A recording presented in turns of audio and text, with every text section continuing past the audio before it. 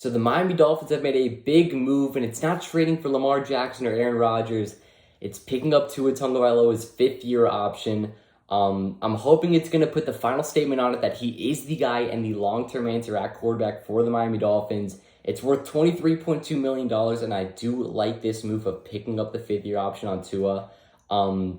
I think the only concern you can really get out of this is his health and his ability to stay on the field. He missed 5 games this year because of the concussions, 5 games the year before because of the ribs and the finger injury. And, missing those 5 games that season may have cost us a playoff spot, and missing the 5 games this past season may have cost us who knows what, maybe a playoff game, maybe even a playoff berth. Who knows what it would have done. But I think that his health is really the only con you can get out of this. I think there's a lot of pros to it, and one of the major ones, which is what I'm going to talk about right now, perfect example is Daniel Jones, who just signed that 4-year contract worth $160 million with the Giants just a couple days ago. He did not get his 5th-year option picked up by the Giants. And to be fair, there's really no reason to. He was playing with Joe Judge, and he was playing awful, so, I respect their decision. They say we'll give you a year with the new head coach and Brian Dable and a healthy Saquon Barkley and some actual, well, I'm not going to say decent receivers because he really didn't have any. But bottom line is that he balled out. They ended up winning a playoff game, and now they pay him $160 million. They're paying him $40 million a year. Well, on the other hand, assuming that Tua is going to be a reliable quarterback and still, maybe even better than what he is today, in the year 2024, Daniel Jones is going to be making $40-something million, at least, based off the averages, and Tua is going to be making $23.2 million. That's $17 million less for a guy who, as of right now, is a better quarterback. So that's such great value for the Dolphins. And I think that what I'm going to say now is probably going to get a lot of people to argue, at least if you're not a Dolphins fan. But I think that this unlocks your Super Bowl window. And I know that Tua being on his rookie contract, when your quarterback is on the rookie contract, that is the time to go out and get everything you need to compete. For example, Tua really popped out this year after they have the money to go get Tyreek Hill and Teron Armstead and Bradley Chubb. And, now that I'm saying all these contracts, I'm getting a bit worried about our 2021 draft class. How the hell are we going to pay Javon Holland, Jalen Phillips, and Jalen Waddle? We'll worry about it when we get there, because I think that they're going to have to be paid. I don't think it's next year. I think maybe 2 years. We'll worry about that when we get there, though. But now that, like I said, you've still, at least for this season, you've Tua on his rookie contract. And for next year, for his 5th year, you have him on a $23.2 million contract, which, is obviously more than what his rookie contract is. But way better than giving him $40 million like what the Giants are now doing with Daniel Jones. And that's what the quarterback market is for a guy like Daniel Jones, who is a good quarterback, but he's not great. He's not top of the class. He's still getting $40 million. Jalen Hurts looks like he's about to get $60-something million a year. Mahomes is getting $40-something million because of that great contract they signed him to for like 10 years.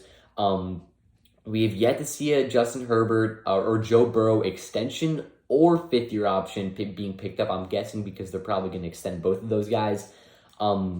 If we extended Tua this offseason, I wouldn't know how to feel, at least until I saw the numbers. If we paid him $30-something million a year, I don't think I'd even be too mad, because I think if Tua pops off this year, then we're going to be, on track to be paying him $45 million a year around.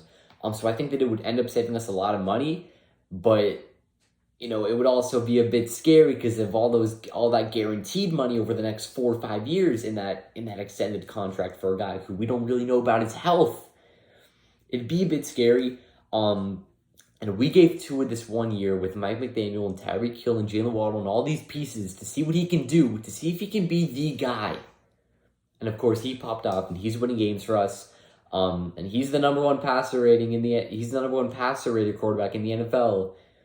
We know that he's the guy, but he ended up missing those final games in the season. I think around mid-season, we were all feeling pretty confident when he was only missing 3 games with that 1 concussion. But after he suffered that second against the Packers, or third for all we know, and then missed the final 2-3 games of the season, plus the playoff game, it's not something that you feel totally confident about as the Dolphins organization. But assuming that he plays well, we have him under contract as a rookie for the 4th year, which is this upcoming season. And then, of course, that 5th year, as we know, is $23 million guaranteed, which I'm hoping is going to be a steal for us so we can take advantage of that money. And then after that 5th year, I'm hoping that we extend him because, at that point, it should mean that we already have 3 Super Bowls under our belt. But let's worry about the present talk. Finally focusing towards this offseason, which is what most of the videos are going to be about from now on, with the cap space situation. Started the offseason at negative $16 million, and while I'm sitting here talking to you, the Dolphins are now at $29 million.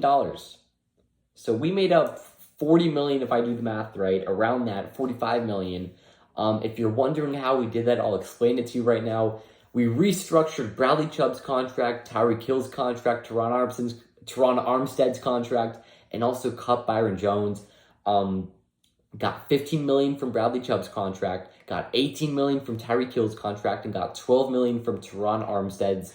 And Byron Jones, we saved $14 million, but we get that $14 million after June 1st. So that's going to be, money going towards our rookies and signing our draft class, if there is any, assuming there is any, unless we make another blockbuster trade. But that'd be a very stressful offseason. And that $14 million is probably going to go towards, next offseason and saving it for the free agents we have next year. Plus, a late offseason acquisition. Last offseason, I think at some point in August, a couple weeks before the season started, the Dolphins randomly brought in Melvin Ingram for a visit, and we ended up signing him.